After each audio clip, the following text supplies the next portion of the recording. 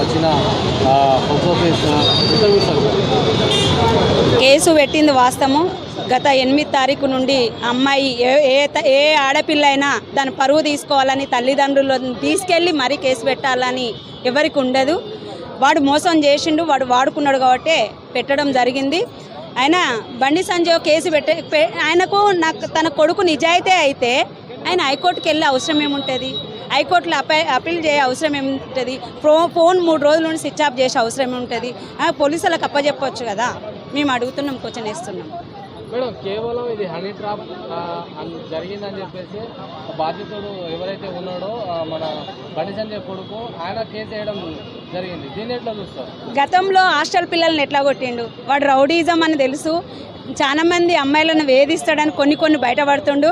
ఆయన బండి సంజయ్కు నేను ఒకటే అడుగుతున్నా, బండి సంజయ్ అన్నకు ఒకటే అడుగుతున్నా, అమిత్ షా మోడీ చెప్పులు మోసడానికి ఏం నాలెడ్జ్ ఉంటుంది? చట్టాలు చదవాలి. చట్టాలు చదివితే అరే నా కొడుకు తప్పు చేసిండు, నేను ఒక కేంద్ర గవర్నమెంట్లో పనిచేస్తున్నాను, నేను రాష్ట్రానికి ఒక న్యాయం చేయాలి, ఒక ఆడపిల్లకు న్యాయం చేయాలనే ఆలోచన ఉంటుంది.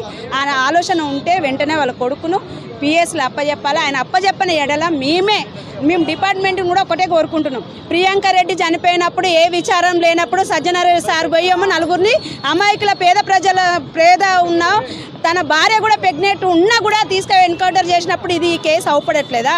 నేను రేవంత్ రెడ్డి అన్నని ఒకటే అడుగుతున్నాను, అన్న హోమ్ మినిస్టర్ నీకు ఎందుకన్నా, నీకు రాష్ట్రం ఏలరా నాయనని ఓట్లు వేస్తే హోమ్ మినిస్టర్ కూడా ముడ్డి కింద పెట్టి మహిళల మీద ఎన్ని అన్యాయాలు, ఎన్ని అక్రమాలు జరుగుతున్నాయి, ఎన్ని మానభంగాలు జరుగుతున్నాయి, ఎన్ని రేపులు జరుగుతున్నాయి, రోజు ఇది పెరుగుతుంటే పట్టించుకోక బండి సంజయ్ కన్నా కొమ్ము కాస్తున్నావా? బండి సంజయ్ కన్నా నీ బెడ్రూమ్లో బెడ్ ఇస్తున్నావా?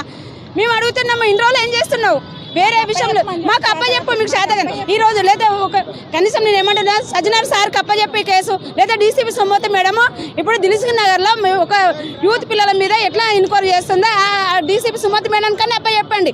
మహిళల్లో 2 మంత్రి ఉన్నారు కదా, కొండ సురేఖ ఉంది, సీతక్క ఉంది. సీతక్క కొండ సురేఖకి మహిళ మీద అన్యాయం జరిగిందని తెలుస్తలేదా? కింది స్థాయిలకు న్యాయం, హై క్లాస్ ఉన్న వాళ్ళకు ఒక స్థాయి న్యాయం జరిపే ఈ గవర్నమెంట్లో మేము ఉండాలా పోవాలా? అసలు ఏం రాజ్యము ఇది? దోపిడీ రాజ్యం, దొంగల రాజ్యం లాగా ఉంది. అంటే ఎవడు కేంద్ర గవర్నమెంట్లో బీజేపీ ఆర్ఎస్ఎస్లా పనిచేయడానికి ఒక న్యాయము, కిందలో టీఆర్ఎస్ కాంగ్రెస్లో ఒక న్యాయం చేయడానికి ఒక న్యాయం. అది మేము అడుగుతున్నాం. మీకు చేత కాకపోతే నేను ఇప్పుడు రీతిరాజు మేడం ఐపీఎస్ ఉందా మేడం? మీరు చట్టాలు చదివినరు, మీకు ట్రైనింగ్ ఇస్తారు, ఏ చట్టం ఎట్లుంటుందో ఆ చట్టాలు చదవని మీరు కేసు ఎట్లా బుక్ చేస్తారు? అది కేసే కాదని మరి మిమ్మల్ని కూడా డిపార్ట్మెంట్ని కూడా తప్పుదోవ బట్టలు ఇచ్చినట్టే కదా. ఒక ఐపీఎస్ కావాలంటే వాళ్ళు ఎన్ని నిద్రలు కాసుకొని ఐపీఎస్ ట్రైనింగ్లో వస్తారు, మరి వాళ్ళని కూడా తప్పుదోవ పట్టిస్తుంది కదా. బండి సంజయ్ మీద మీరు కూడా కేసు పెట్టండి, రేవంత్ రెడ్డి మీద మీరు కూడా కేసు పెట్టండి.